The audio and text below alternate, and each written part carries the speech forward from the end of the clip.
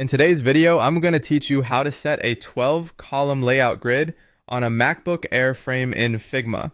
This is a quick workflow that helps you design with consistency and precision, especially if you're aiming for responsive layouts or a clean, structured interface.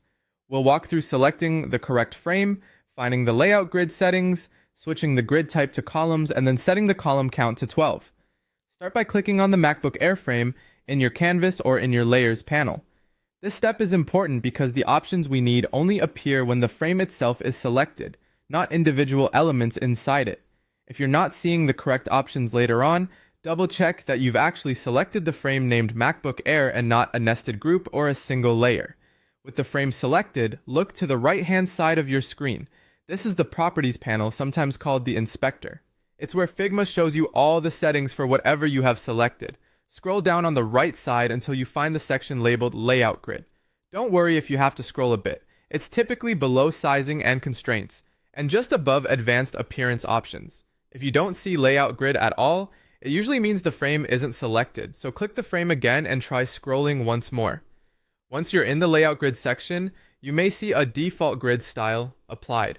By default, this might be a square grid, which is useful for spacing, but for structured layout design, columns are much more practical. Change it to columns.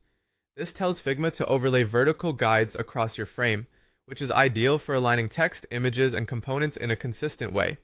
Now go to count and change it to 12.